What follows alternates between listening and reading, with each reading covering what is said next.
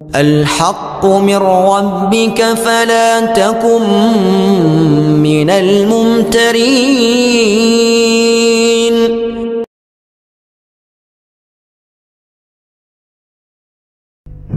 Assalamualaikum warahmatullahi wabarakatuh. Alhamdulillahi rabbil alamin. Wassalatu wassalamu ala asyrafil anbiya'i wal mursalin Sayyidina Muhammadin wa ala alihi wa sahbihi ajma'in. Amma ba'du. Saudara-saudara sebangsa, setanah air dan sekeyakinan yang berbahagia, data-data terakhir yang sampai kepada kita membuat kita sebagai bangsa semakin prihatin. Walaupun tentu tidak membuat kita jadi pesimis, seraya kita tetap memberikan penghormatan dan penghargaan kepada upaya-upaya yang telah dilakukan oleh pemerintah kita. Data itu adalah 3/5 dari jumlah penduduk kita hidup di bawah garis kemiskinan. Ini artinya apa? 60% dari 210 juta rakyat kita hidup di bawah garis kemiskinan, dan 20% diantaranya dalam kemiskinan mutlak.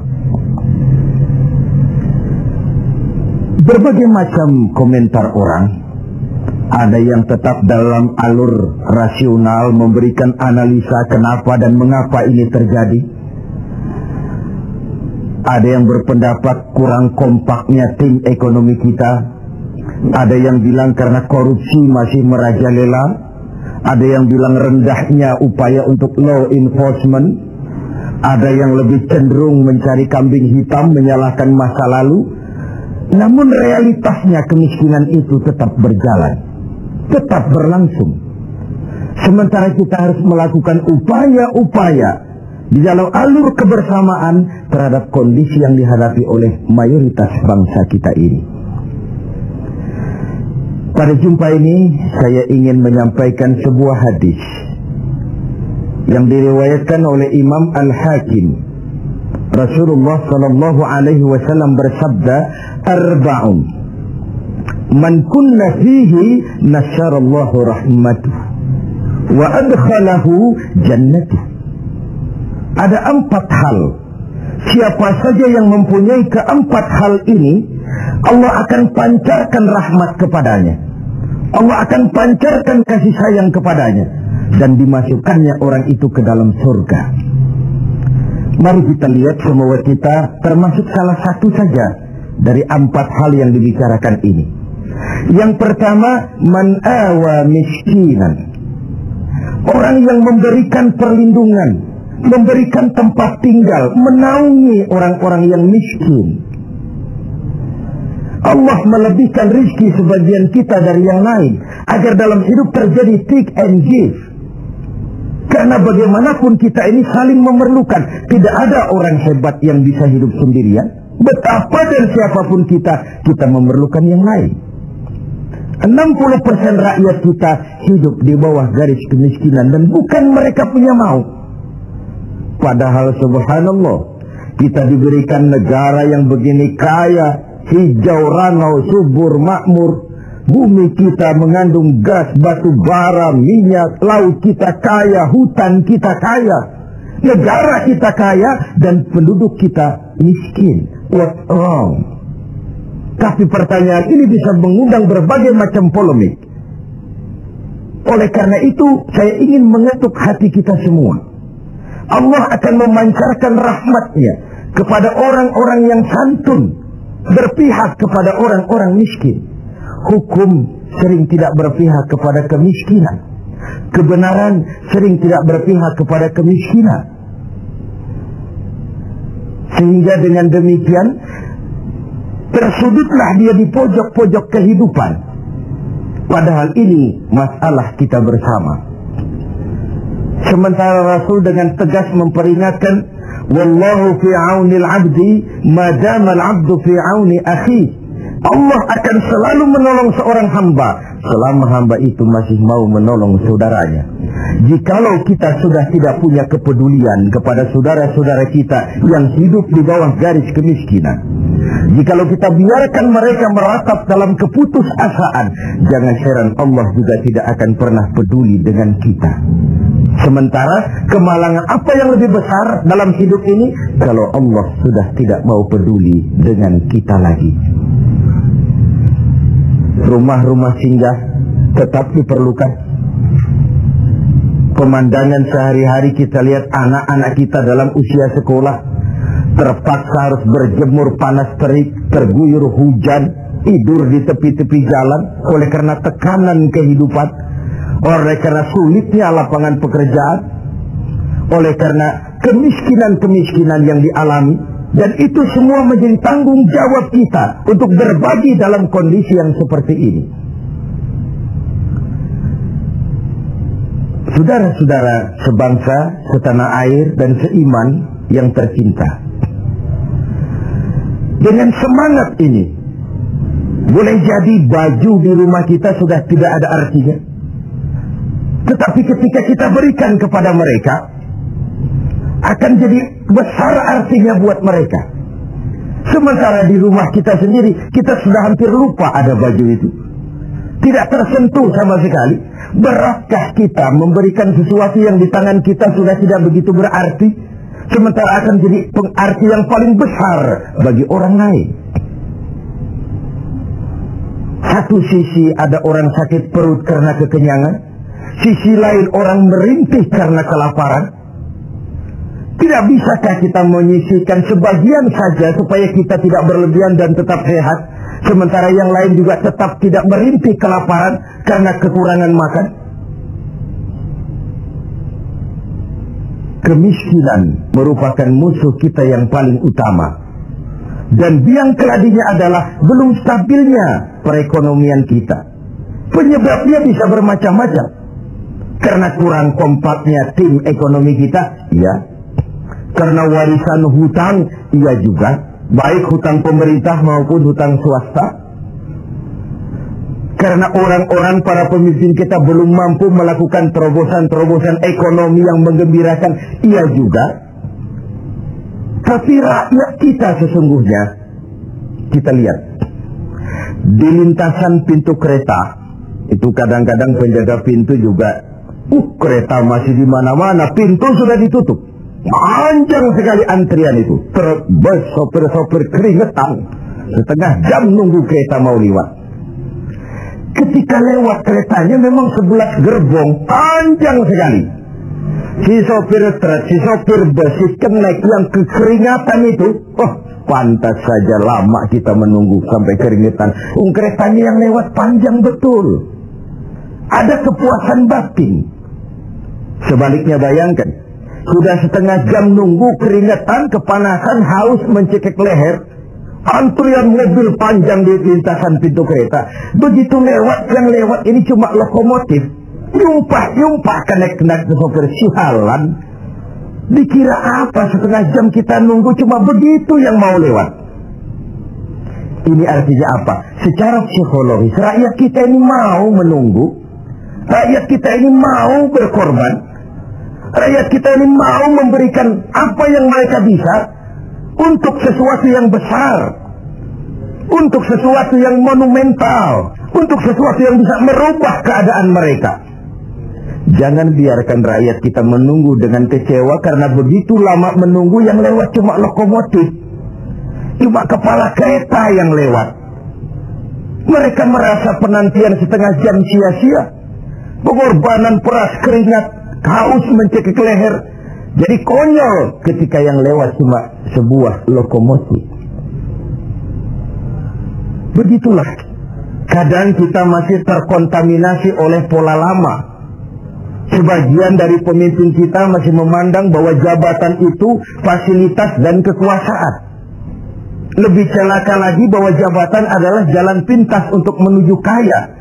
Merasa giliran, kemarin kan giliran kamu, sekarang giliran saya. Sepanjang jabatan masih dianggap sebagai fasilitas dan kekuasaan, apalagi jalan pintas untuk menuju kaya, itu rampok. Negara sedang sakit, ini musim kerja bakti. Pesta sudah selesai, ini saatnya kita cuci piring. Kita, dalam artian seluruh komponen bangsa, ya birokratnya, ya teknokratnya, ya ekonomnya, ya agamawannya, ya politisinya, semua kita. Ini merupakan tanggung jawab kita secara bersama-sama. Man awa miskinan, orang yang santun kepada orang-orang yang miskin, memberikan tempat bernaung, tempat tinggal, mendidik, memberikan kesempatan pendidikan kepada anak-anak mereka, sehingga anak-anak itu yang juga anak-anak kita punya hak menatap hari esok dengan pasti, punya hak menggantungkan harapan dan cita-cita, seperti juga anak-anak lain punya harapan dan punya cita-cita. Marilah kita semua menyadari, hidup ini sebuah putaran menunggu giliran, dan jabatan adalah amanah, sementara menyia-nyiakan amanah adalah khianat. Lebih jauh dari itu, agama mengajarkan apapun yang kita miliki dalam hidup ini sebuah titipan. Harta titipan, jabatan titipan, ilmu pengetahuan titipan. Kalau titipan harus disikapi dengan dua. Pertama, titipan harus dijaga baik-baik. Masa ada orang datang ke rumah saya, Pak, saya titip mobil sebentar. Oh, silakan. Saat mobil diambil, kacanya pecah, bempernya penyok, rebannya kempes, knalpotnya hilang, marah yang punya. Saya cuma titip, kenapa tidak dijaga baik-baik? Begitulah Allah menitipkan jabatan kepada kita. Saat nanti diambil jabatan itu berlumur korupsi, berlumur kezaliman, tipu daya, trik, rekayasa. Tentu marah yang menitip ini. Kau harus bertanggung jawab. Ini kan titipan. Kenapa tidak dijaga baik-baik? Harta titipan. Malahan, kalau saudara diberikan ilmu, pertanyaan akhirat cuma satu. Ilmumu kau amalkan untuk apa? Diberikan kita usia yang panjang, pertanyaan akhirat juga cuma satu. Usiamu kau habiskan di mana? Tapi diberikan kita harta, pengadilan akhirat akan bertanya dua. Hartamu kau dapat dari mana? Kau belanjakan kemana? Depan dan belakangnya ditanya, dari mana dan kemananya. Itu sebabnya Rasulullah berpesan, hasibu anfusakum qabla an tuhasabu. Hitung dirimu sebelum Allah yang menghitungnya. Dengan bahasa sekarang, kalau malam-malam ada baiknya kita putar film hidup kita ini. Sejak akil balik sampai sekarang, lihat adegan-adegan yang pernah kita lakukan. Oh, tanggal sekian, bulan anu, tahun sekian, saya nyolong, saya korup. Tanggal sekian, bulan sekian, saya nempeleng orang tanpa alasan yang benar. Putar film itu. Apa target dari semuanya? Kalau ada adegan yang tidak pantas, sekarang ini kita masih bisa melakukan sensor. Taubat maksudnya, pemutihan. Ada suara yang kurang jelas, masih bisa dubbing. Ada alur cerita yang kurang utuh, masih bisa editing. Proses sensor, proses editing, proses dubbing masih dimungkinkan sekarang. Sekarang, di dunia ini. Kalau nanti di padang mahsyar Allah yang memutar film kehidupan kita, tidak akan ada waktu lagi untuk sensor, dubbing, editing. Yang ada tinggal pertanggungan jawab. Dan hari itu seperti sering kita baca dalam surah Yasin, al-yawma nakhtimu ala afwahihim wa tukallimuna aydihim wa tashhadu arjuluhum bima kanu yaksibun. Mulut mereka kami gembok, tangan mereka akan laporan, dan kaki mereka akan memberikan kesaksian terhadap apa saja yang telah mereka lakukan. Jabatan adalah titipan, dia harus dijaga baik-baik. Yang kedua, kalau titipan tidak boleh membuat orang arogan, sombong. Dititipi, sekadar dititipi kok sombong. Apa alasannya?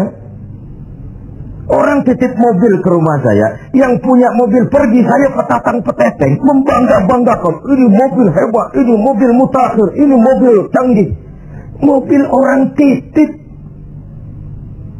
Begitulah kita. Ini jabatan, titipan. Kenapa harus sombong? Ini harta, titipan. Kenapa mesti sombong? Ini ilmu pengetahuan, titipan. Kenapa harus sombong? Titipan tidak perlu membuat kita jadi arogan. Bahkan kalau dia jabatan itu top, kata orang Belanda, legend is louden. Memimpin adalah jalan menderita. Pemimpin adalah orang yang kesepian. Di dunia diikat dengan berbagai macam aturan, di akhirat akan dibuka perkaranya yang besar-besar. Kesepian karena pada dasarnya pemimpin mengorbankan privasinya, bahkan keluarganya. Seorang presiden, seorang wakil presiden tidak punya anak, tidak punya ibu, tidak punya bapak, tidak punya paman. Yang punya paman itu pribadinya. Kalau presiden punya anak, lalu anak-anaknya jadi warga negara kelas 1, ikut-ikut ngurus negara, kan ini penyakit kita. Biarkan pemimpin sebagai pemimpin. Karena memimpin adalah jalan menderita. Dan pemimpin pada umumnya orang-orang yang kesepian. Ini musim kerja bakti. Hanya dengan semangat kebersamaan, ke atas saya mengingatkan, ke bawah saya mengimbau. Mari kita berbagi rasa dengan saudara-saudara kita yang hidup di bawah garis kemiskinan. Karena bukan saja ini tanggung jawab nasional, tapi juga tanggung jawab keagamaan. Seorang muslim baru sempurna imannya jikalau dia merasakan apa yang dirasakan oleh tetangga sebelahnya. Bahkan tidak sempurna iman kamu jikalau kau tidur dalam perut kenyang sementara tetanggamu merintih kelaparan. Belum sempurna imanmu. Begitu kepekaan Islam sampai iman dijadikan taruhan terhadap perbaikan nasib orang-orang miskin. Bukan sekadar sebuah slogan, bukan sekadar sebuah simbol, tapi sebuah realita kehidupan beragama. Tangan di atas lebih baik daripada tangan di bawah. Orang mukmin yang kuat lebih disukai Allah ketimbang orang mukmin yang lemah. Lemah ekonominya, lemah pendidikannya, lemah jaringan sosialnya, lemah kebudayaannya. Orang mukmin yang kuat lebih disukai Allah daripada orang-orang mukmin yang lemah. So, kalau kita dalam posisi itu, sekaranglah waktunya untuk berbuat. Jangan biarkan saudara-saudara kita merintih kelaparan. Anak-anak dalam usia sekolah terpaksa keleleran di jalan, atau terpaksa harus kerja di bawah usia. Memang kadang kita berhadapan dengan siklus lingkaran setan. Pendapatan rendah, kenapa? Karena kemampuan rendah. Kemampuan rendah, kenapa? Karena pendidikan rendah. Pendidikan rendah, kenapa? Karena kurang gizi. Kurang gizi, kenapa? Karena biaya hidup tinggi. Biaya hidup tinggi, kenapa? Karena pendapatan rendah. Begitu berputar lingkaran setan ini. Tapi what can we do now? Apa yang bisa kita lakukan sekarang? Buat tetangga kita, buat masyarakat lingkungan kita, setidaknya man awa miskinan. Orang yang menolong orang-orang miskin, memberikan tempat tinggal, melindungi mereka, akan dipancarkan rahmat Allah kepada mereka. Kasih sayang Allah akan berlimpah. Si miskin mungkin tidak akan bisa membalas, tapi Allah akan memberikan balasan melalui jalan yang tidak pernah kita sangka. Ketimbang kita mencari kambing hitam, okelah, yang salah tetap salah, tapi kan dengan argumen, bukan dengan sentimen. Untuk menegakkan kebenaran, bukan untuk menang-menangan. Zaklik, tidak personik. Menyentuh dan bukan menyinggung. Biarkan hukum tetap tegak. Biarkan penataan ekonomi kita tetap profesional. Sementara kita yang oleh Allah diberikan sedikit kelebihan, sedikit kemampuan, mari kita berbagi untuk mengatasi persoalan bangsa yang memang berat ini. Ini yang pertama. Yang kedua, orang yang akan dapat pancaran rahmat dari Allah itu wa rahimad dha'ifa.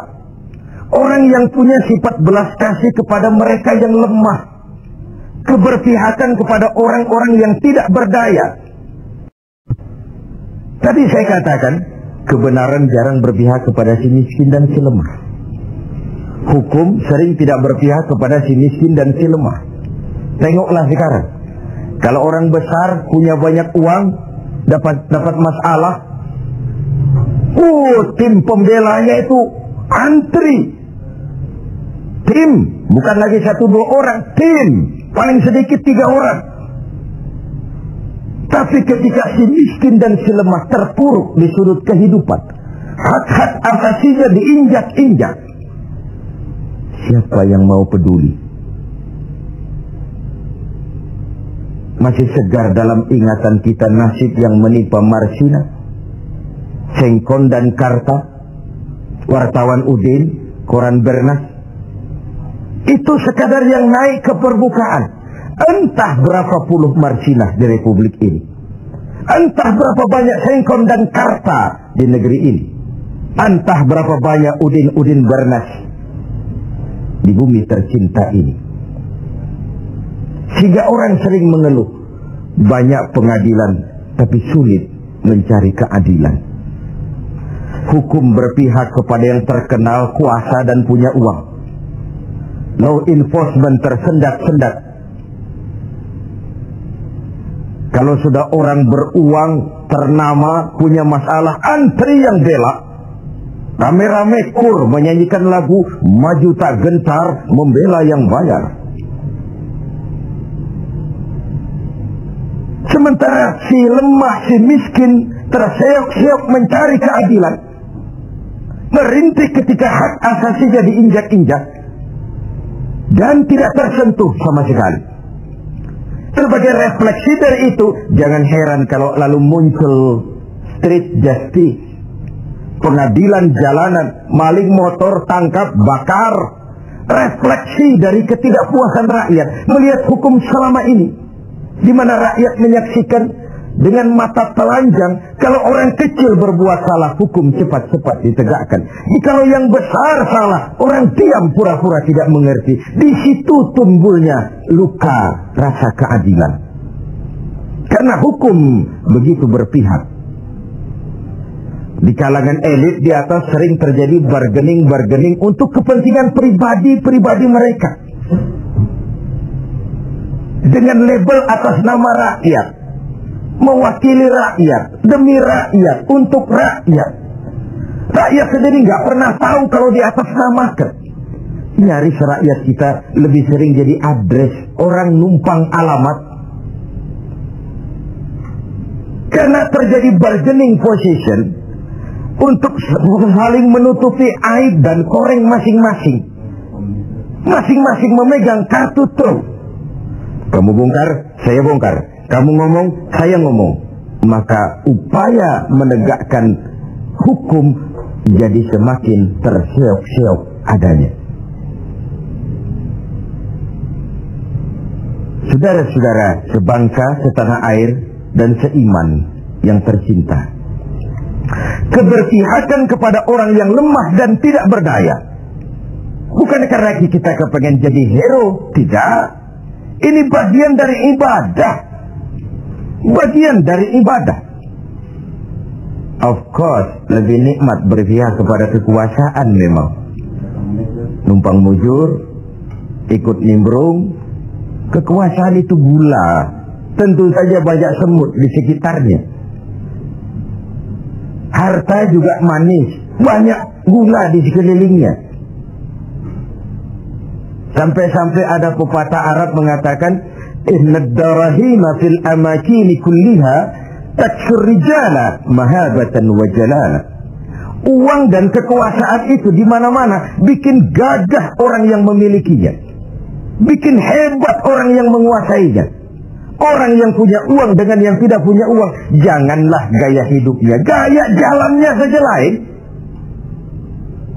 Yang kecil-kecilan sajalah.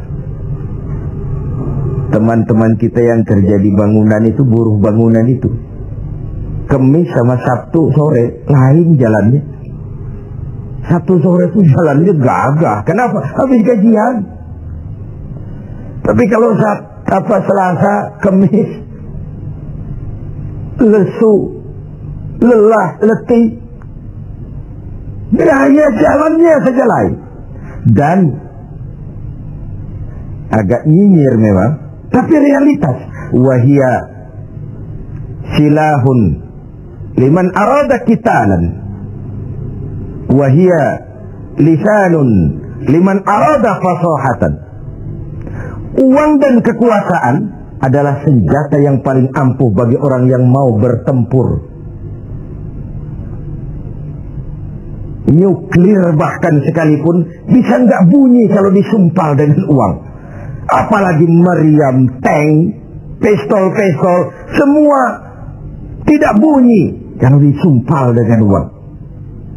Dia adalah senjata yang paling ampuh bagi orang yang mau maju ke medan perang. Dan lisanun liman arada fasahatan, lidah yang paling fasih bagi orang yang mau bicara. Bicara dengan menggunakan retorika muter-muter menghanyutkan orang, masih buntu. Coba uang yang bicara, lewat semua. Ya, secara guyonan anak-anak sering bilang, ada fulus mulus, tidak ada fulus manfus. Pepatah Arab Indonesia. Ada fulus mulus, tidak ada fulus manfus. Apakah harus seperti itu budaya kita? Mau dapat jabatan, setelah pendidikan harus bersaing. Lalu dalam persaingan ini, mana yang paling bisa memberikan semur, dekat sama semar, semir, semur. Logikanya apa? Kalau orang meraih jabatan karena banyak mengeluarkan uang dan berani, tentu dia sudah berhitung. Aha, 3 bulan pun pulang modal ini. Aha, paling sebentar selesai nih, pulang balik modal lah. Sudah ada hitung-hitung matematikanya. Kalau ini yang terjadi, orang naik meroleh jabatan karena banyak mengeluarkan uang, maka hal pertama yang dia lakukan setelah menjabat ialah bagaimana pulang modal. Setelah pulang modal, bagaimana cari untung. Pengabdian nomor 19, rakyat nomor 26. Saya pakai modal besar kok ini. Dipandangnya lah jabatan sebagai jalan pintas untuk menuju kaya. Benar kalau Rasulullah mengajarkan jangan berikan jabatan kepada orang yang memintanya. Memintanya pun jangan, apalagi sampai nyogok-nyogok, kasih semir, kasih uang. Karena orang yang meminta mesti punya motivasi, sedangkan jabatan adalah amanah. Menyia-nyiakan amanah merupakan dosa yang amat besar. Saudara-saudara seiman dan sekeyakinan yang berbahagia, setiap kita pemimpin. Setiap pemimpin akan dimintakan pertanggungjawab terhadap apa saja yang dipimpinnya. Suami pemimpin di rumah tangganya, ibu pemimpin bagi anak-anaknya, pemuda pemimpin bagi dirinya, Pak Lurah pemimpin di kelurahannya. Setiap kita pemimpin dan setiap kita akan dimintakan pertanggungjawab terhadap apa saja yang kita pimpin. Sungguh pun itu kecil, kita sembunyikan dari pandangan orang banyak. Namun Qadir Rabbul Jalil maha mengetahui. Inilah etika otonom, merasakan kehadiran Allah dekat dalam hidup. Ada sebuah karikatur, seorang kiai punya murid santri 40 orang. Dari 40 orang ini ada 1 orang yang mendapat perhatian agak istimewa dari kiainya. Santri-santri yang lain protes. Kiai, kami ini semua kan santrinya kiai, kami ngaji sama kiai, kenapa yang satu itu perhatiannya dilebihkan dari kami? Apa kekurangan kami? Senyum kiai kita ini, lalu bilang, oke, kalau kau mau tahu, besok pagi kumpul di sini jam 10. Esoknya jam 10 kumpul 40 santri ini, termasuk yang dapat perhatian istimewa tadi. Anak-anakku, kata kiai, Hari ini saya ingin memberikan pelajaran kepada kalian semua. Masing-masing kalian aku berikan seekor anak ayam dan sebilah pisau. Bertebaranlah kalian dengan anak ayam seekor dan sebilah pisau ini. Cari tempat yang tidak ada yang lihat. Sembelih ayam itu di situ. Cari tempat yang tidak ada yang lihat. Sembelih ayam itu di situ. Anak ayam itu. Bertebaranlah santri ini mencari tempat yang dipesan kiai tadi. Cari tempat yang tidak ada yang lihat.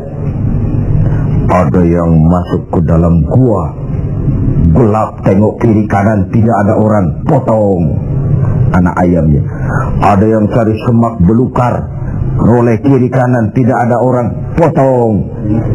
Ada yang naik ke gunung tinggi, ada yang ke tepian sungai, macam-macam. Alhasil pada waktu yang ditentukan berkumpullah ke 40 santri ini. Bagaimana? Tanya Pak Kiai kita. Lapor Kiai, sudah kami sembelih semua. Sudah semua, sudah. Majulah santri yang satu ini, yang dapat perhatian lebih ini. Saya Kiai, kenapa? Saya tidak bisa menyembelih anak ayam yang Kiai berikan tadi. Kenapa? Kenapa tidak kau sembelih? Tadi waktu mau berangkat Kiai pesan, cari tempat yang tidak ada yang lihat, sembelih anak ayam itu di sana. Saya sudah berusaha Kiai. Saya pergi ke gunung yang tinggi, ke lembah yang curam, ke semak belukar, ke hutan belantara, ke dalam gua bahkan. Tetapi kemanapun saya pergi, dimanapun saya berada, Allah tetap melihat Kiai. Saya tidak bisa menyembelih ayam, anak ayam ini seperti pesan Kiai tadi. Kiai senyum lalu menghadapi 39 santri yang lain. Nah, kau tahu kan kenapa dia lebih istimewa dari kalian semua? Dia punya etika otonom. Dia merasakan kehadiran Allah dekat dalam hidup. Tengoklah dalam upaya memberantas korupsi di negeri ini. Berapa banyak tim yang sudah kita bentuk, berapa banyak operasi yang sudah kita lancarkan.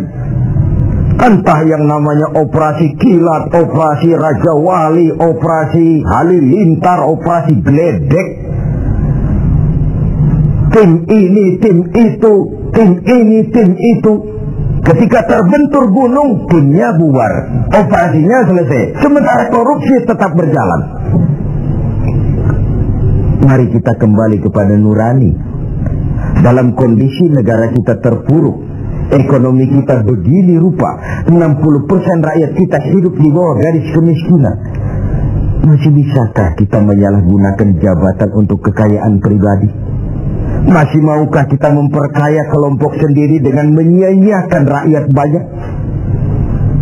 Masih tegakah kita bermain-main dengan hukum? Kita tahu sesuatu itu benar tapi terus kita injak. Kita tahu sesuatu itu salah tapi terus kita kerjakan. Kita tahu sesuatu itu benar tapi kita tidak berupaya membelanya. Benar kalau Rasulullah Shallallahu Alaihi Wasallam pernah mengajarkan sebuah doa. Allahumma arinal haqqa haqqa warzuqna ittiba'ah wa arinal batila batilan warzuqna ijtinabah. Ya Allah, tunjukkan kepada kami bahwa yang benar itu adalah benar. Berikan kami kemampuan, kekuatan, kemauan untuk membela, mengikuti yang benar itu.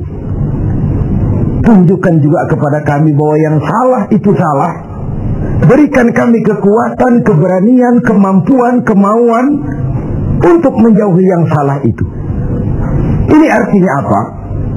Banyak orang tahu sesuatu itu benar, tapi dia tidak berdaya mengatakan itu benar. Dia tidak punya kekuatan untuk membela yang benar. Dia tidak punya kemauan untuk menyampaikan yang benar. Sebagaimana banyak juga orang tahu sesuatu itu salah, batil, zalim, tidak benar, inkonstitusional. Tapi dia tidak punya daya, kekuatan dan kemampuan untuk menghindari yang tidak benar itu. Yang terjadi kemudian di masyarakat adalah kerancuan. Bisa saja terjadi yang benar dianggap batil, yang batil menjadi hak, yang halal dikatakan haram, yang haram menjadi halal, atau setidaknya disamarkan. Kerancuan nilai ini membuat masyarakat menjadi tidak menentu. Oleh sebab itu, keberpihakan kepada yang lemah seperti dianjurkan dalam hadis ini. Wa rahimat dha'if, orang yang bersifat kasih sayang kepada orang-orang yang lemah. Selain ada pula versi hadis Nabi yang menyatakan irhamu salasatan minan nas, kasihanilah 3 macam manusia. Dikasihani siapa? Pertama, azizan zalla, orang terhormat yang jatuh hina, pejabat tinggi yang pensiun, terkena post power syndrome. Itu kalau tidak kuat mentalnya, mengalami semacam frozen emotional attitude. Dan itu yang masih menghinggapi para birokrat kita sekarang. Dengar mau ada mutasi, gerasak gerusuk, cari orang pinter, cari mbah. Sholatnya masih menghadap Allah, tapi urusan kayak begini, cari orang pintar, cari mbah. Jadi iyyaka na'budu wa mbah nasta'in. Ini kan tidak konsisten, mukhtalif, mencampur aduk yang hak dengan yang batil. Akhirnya segala macam cara diusahakan. Dia merawat jabatannya bukan dengan prestasi kerja yang baik, bukan dengan kondite karena memang melaksanakan tugas dengan sebagaimana mestinya, tapi banyak melakukan menangi atasan, suap sana, semir sini, semur situ.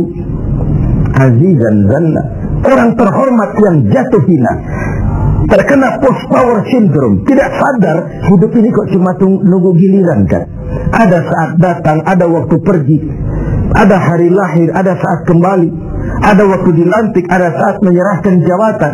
Wa tilkal ayyamu nudawiluha bainan nas, hari itu kami putar di antara manusia. Apa yang kekal? Yang tetap adalah perubahan. Perubahan itulah yang tetap itu. Ini yang pertama. Yang kedua, ghaniyan qad iftaqar, orang kaya yang jatuh miskin. Ini kalau tidak kuat mentalnya bisa gila. Hidup serba ada, sama dengan pejabat tinggi. Datang dihormati, kemana-mana dikawal, tiba-tiba pensiun nongkrong di warung Tegal nggak ada yang negor. Kalau tidak kuat mentalnya, dia bisa sableng. Orang kaya yang jatuh miskin, biasa hidup serba ada, serba mewah, serba uah. Tahu-tahu dihadapkan oleh kenyataan dia tidak punya apa-apa, dia bukan apa-apa. Itulah sebabnya kalimat inna lillahi wa inna ilaihi raji'un bukan sebuah ucapan sekadar saat kita menghadapi musibah. Itu kesadaran batin yang paling tinggi dari seorang muslim. Segalanya datang dari Allah, segalanya akan kembali kepada Allah. Kalau satu saat saya harus melepaskan jabatan yang saya senangi, kenapa harus berat? Bukankah ketika terlahir dahulu tidak ada jabatan yang saya bawa? Kalau saya harus melepaskan harta yang saya miliki, kenapa saya harus berat? Bukankah ketika terlahir ke dunia ini tidak sesen pun uang yang saya bawa? Inna lillah, segalanya dari Allah, segalanya akan kembali juga kepada Allah. Kesadaran moral yang paling tinggi, segalanya dari Allah, segalanya akan kembali kepada Allah. Kalau orang ketiga yang perlu dikasihani kata Nabi, faqihan yal'abu bihil juhal, ahli fikih, ahli hukum, ngerti syariat, tapi dipermainkan oleh orang bodoh yang kebetulan punya uang dan kekuasaan. Dan uang serta kekuasaan itulah yang jadi sponsor. Tolong carikan dalil supaya ini kelihatannya halal, paling tidak haram-haram dikit lah. Sibuklah si ahli fikih buka kitab carikan dalil untuk menghalalkan yang haram itu. Tolong carikan alasan supaya ini boleh. Sibuk menurunkan kitab untuk memberikan legitimasi terhadap kebatilan. Orang ahli fikih yang dipermainkan oleh orang bodoh yang punya uang dan kekuasaan. Inilah realitas. Sehingga benar kalau Nabi mengatakan sebaik-baik umara adalah yang mendekati ulama. Sejelek-jelek ulama yang mendekati umara. Kalau umara mendekati ulama, tendensinya apa? Mau minta proyek sama kiai?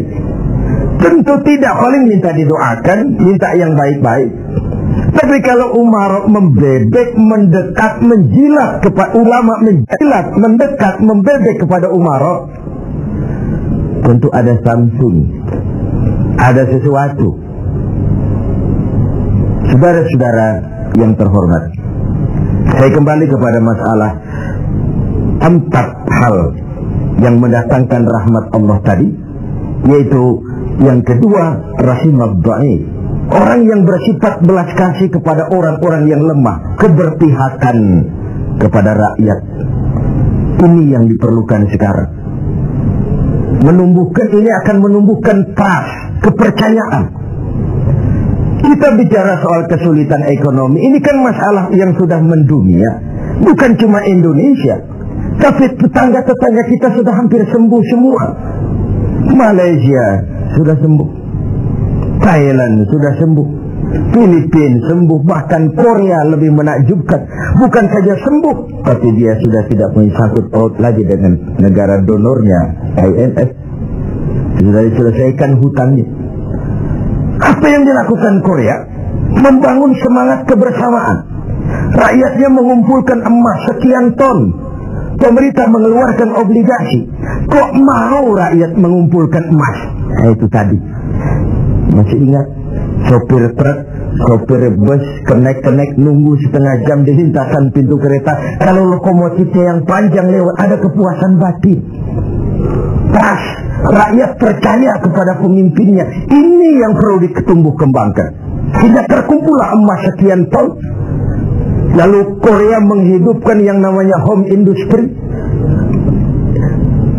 Tulang punggung perekonomiannya tetap koperasi yang bersifat kerakyatan.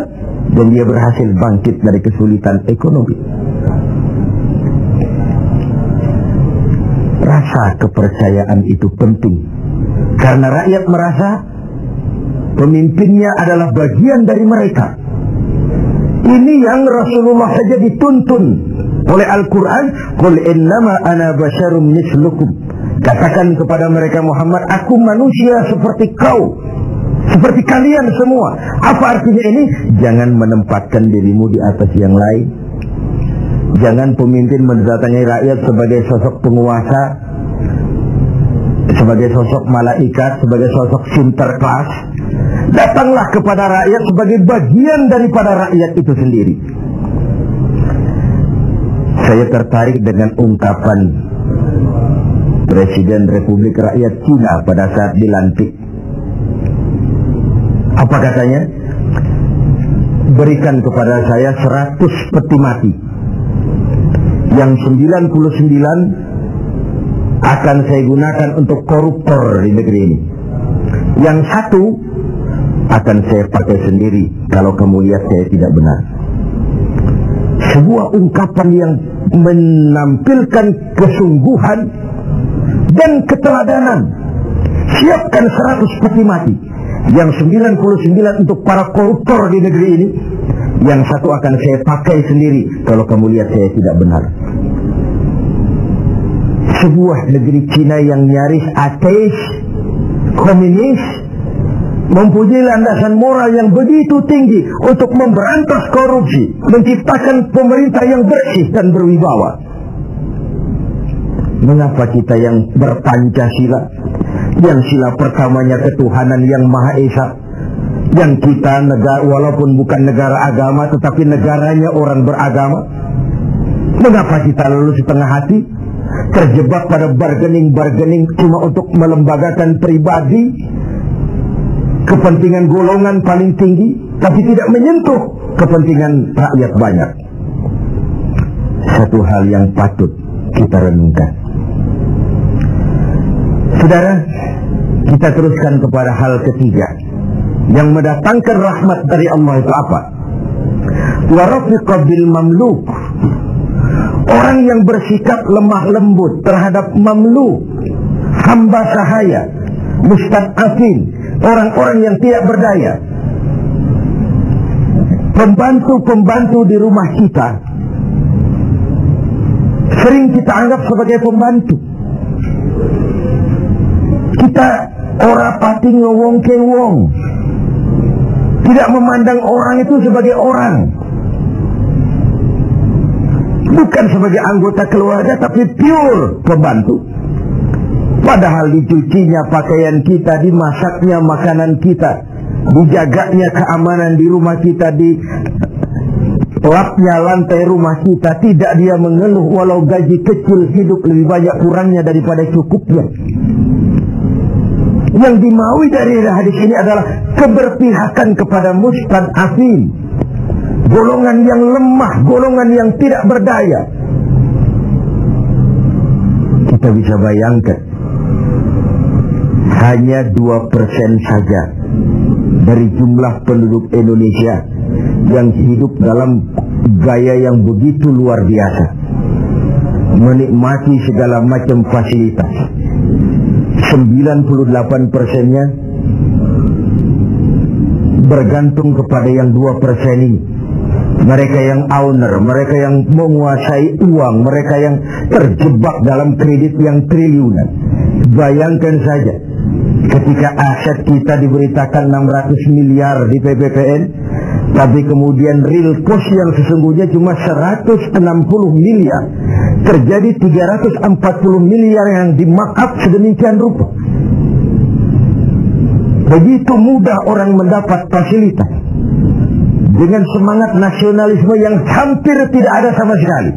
Ketika terjadi gonjang-ganjing di negeri ini, dengan berobatlah mereka berangkat ke luar negeri dengan segala macam lah. Lalu what can we do? Apa yang bisa kita lakukan dalam kondisi seperti ini? Diperlukan tekad dan keteladanan, tekad dari kita semua. Betapa seorang presiden Cina yang notabene adalah komunis punya ungkapan moral yang begitu tinggi ketika dia dilantik menjadi presiden. Saya ulangi lagi ungkapan ini karena memang menarik. Berikan aku 100 peti mati, yang 99 akan aku gunakan buat koruptor, yang satu aku pakai sendiri kalau kau lihat aku tidak benar. Ini kan senapas benar dengan pidato pelantikan Abu Bakar As-Siddiq, Umar Ibn Al-Khattab. Kalau kau lihat aku benar, bantulah aku. Kalau kau lihat aku salah, tegurlah aku. Abu Bakar dengan tawadunya mengatakan, inni wallitu alaikum wa lastu bi khairikum. Aku telah dipilih untuk memimpin kalian, padahal aku bukan orang yang terbaik di antara kalian. Kalau kau lihat aku benar, bantulah. Kalau kau lihat aku salah, tegur. Dan Sayyidina Umar dengan jujur juga menjawab, aku akan menegurmu dengan pedangku. Artinya apa? Jangan main-main dengan jabatan, jangan main-main dengan jadi pemimpin. Sekedar kepengen dihormati, sekedar kepengen hidup dengan segala macam fasilitas yang serba wah, kemana-mana dikawal orang, dihormati, cuma sebatas itu. Lalu tidak punya konsep ke depan membawa rakyat keluar dari kesulitan. Saudara-saudara sebangsa, setanah air dan seiman yang berbahagia. Warafiqah bil mamlu, orang yang bersikap lemah lembut kepada orang-orang yang dalam kekuasaan orang lain. Budak sahaya, para pembantu, tenaga-tenaga kerja level bawah. Kita bersyukur kalau kita ke Korea, kita ke Hong Kong, tenaga-tenaga kerja kita masih memasuki pasaran menengah.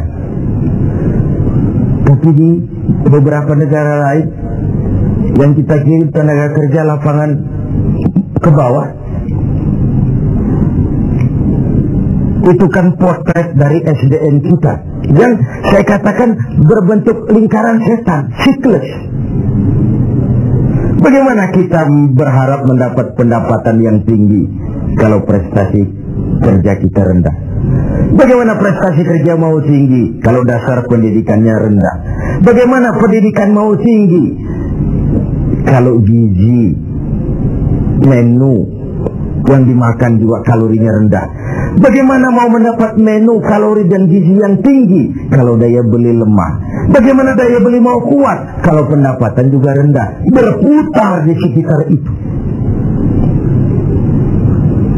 Oleh karenanya dituntutlah kepekaan dalam situasi sekarang. Sulit-sulitlah, siapa yang tidak sulit? Yang kaya saja mengeluh, konon yang miskin. Yang masih punya kerjaan saja mengeluh, konon lagi yang sama sekali saja mengeluh, konon yang miskin. Yang masih punya kerjaan saja mengeluh, konon lagi yang sama sekali tidak punya kerjaan. Hopeless, homeless. Dan ini kesulitan kita bersama. Mari kita berbagi. Wallahu fi auni al-'abdi madama al-'abdu fi auni akhi. Allah akan selalu menolong seorang hamba selama hamba itu masih mau menolong saudaranya. Selama kita utuh, kokoh dan kuat, bersatu sebagai bangsa, tidak ada kesulitan yang tidak bisa kita atasi. Hutang-hutang kita, paling tidak kita bisa minta rescheduling, debt rescheduling, penjadwalan ulang. Terlalu riskanlah kalau kita minta pemutihan, karena itu memberikan pengumuman bahwa negeri kita bangkrut. Debt rescheduling. Sumber daya alam kita masih memadai. Banyak terobosan-terobosan yang dilakukan selain membebani rakyat dengan berbagai macam pajak. Pajak ini, pajak itu, pajak ini, pajak itu. Tidak adakah satu upaya selain meningkatkan pajak dengan tambahan hutang dari luar negeri untuk memperbaiki ekonomi ini? Let's be ourselves. Mari kita jadi diri kita. Selama ini kita gagal barangkali sebagai bangsa oleh karena kita tidak mau menjadi diri kita. Negara kita negara agraris, tapi teknologi kita berorientasi kepada high tech. High tech itu artinya high cost, tetapi sekaligus high risk. Yang kita perlukan teknologi yang mengarah kepada agro. Sebuah karikatur sederhana. Tingkat kesuburan yang paling tinggi di negeri kita adalah di Pulau Jawa. Humus kesuburannya itu sampai 15 meter ke bawah. Sedangkan di luar Jawa rata-rata 15 cm tingkat kesuburannya. Wajar kalau lalu ada lahan berpindah, ladang berpindah, karena tingkat humus kesuburannya cuma 15 cm dari permukaan. Apa yang kemudian terjadi? Tanah-tanah yang subur di Jawa ini ditanami gedung, ditanami beton untuk kepentingan high tech. Lalu sawah kita buatlah di Kalimantan Tengah, lahan 1 juta hektar, tanahnya gambut, proyek gagal total, triliunan uang menguap. Entah yang di mark up, entah yang disalah alirkan, habislah akhirnya uang setan dimakan jin. Let's be ourselves. Mari kita jadi diri kita. Sebab hanya orang yang tahu benar dirinya, dia akan bisa menempatkan diri. Tetapi pada saat kita sudah tidak tahu siapa kita, apalagi kita mau jadi orang lain, maka kita tidak akan pernah jadi apa-apa. Jangan di bawah bayang-bayang orang lain.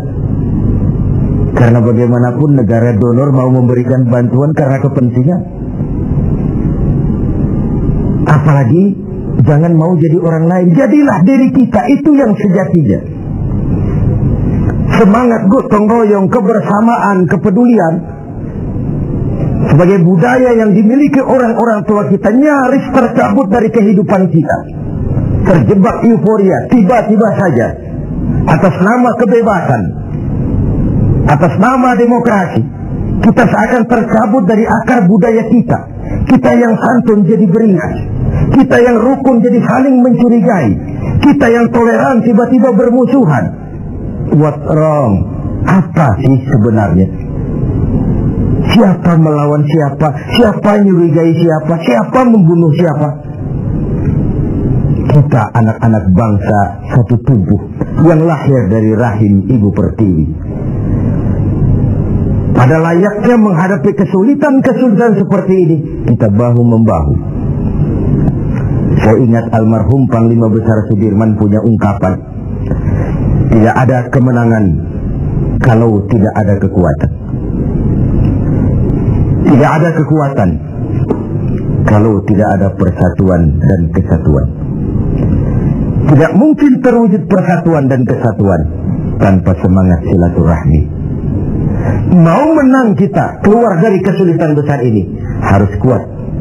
Mau kuat kita harus bersatu. Mau bersatu kita, hidupkan budaya silaturahmi.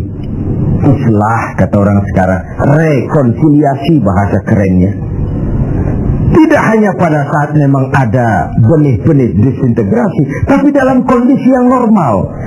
Silaturahmi dilakukan dalam posisi kita sebagai bagian dari rakyat kita.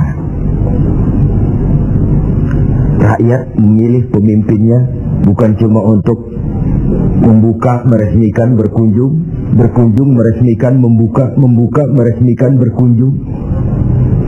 Rakyat memberikan amanah kepada kita untuk mengubah keadaan ini, membawa mereka ke arah kehidupan yang lebih pasti dan lebih baik. Saudara-saudara seiman, hal keempat, terakhir, yang mendatangkan rahmat dari Allah adalah wa anfaqa 'alal walidain. Orang yang membelanjakan hartanya untuk kedua orang tuanya. Pada skala yang makro, bagaimana generasi muda menghormati generasi tuanya. Satu hal yang pasti, orang-orang tua kita pernah muda dan kita belum pernah tua. Artinya apa? Paling tidak kita bisa menimba pengalaman. Hidup adalah mata rantai yang berkaitan. Sebuah sukses besar mestilah berangkat dari hal-hal sebelumnya. Listrik yang ditemukan Thomas Alva Edison, mungkin tidak secanggih listrik sekarang. Tapi kapanpun orang bicara listrik, Thomas Edison juga yang kita ingat. Orang-orang tua kita yang telah berjasa membangun negeri ini dengan keringat, air mata, darah, dan nyawa. Hanya bangsa yang besar yang bisa menghargai para pahlawannya. Hanya generasi terhormat yang bisa menghormati orang-orang sebelumnya. Hidup mata rantai yang saling berkaitan.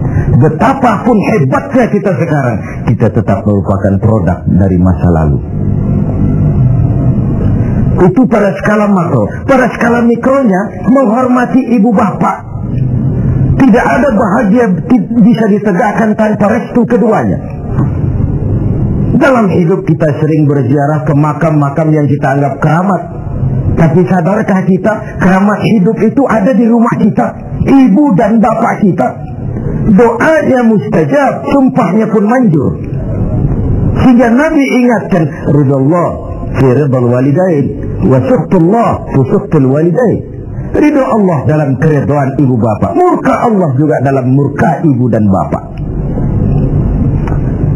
Agama mengenal kisah Juraij, budaya bangsa kita mengenal kisah Simalin Kundang. Sebuah potret, tidak ada bahagia bisa ditegakkan tanpa restu dari ibu dan bapak. Ada orang mengungkapkan, kalau orang tua kaya, anak jadi raja. Kalau anak yang kaya, orang tua sering jadi budak.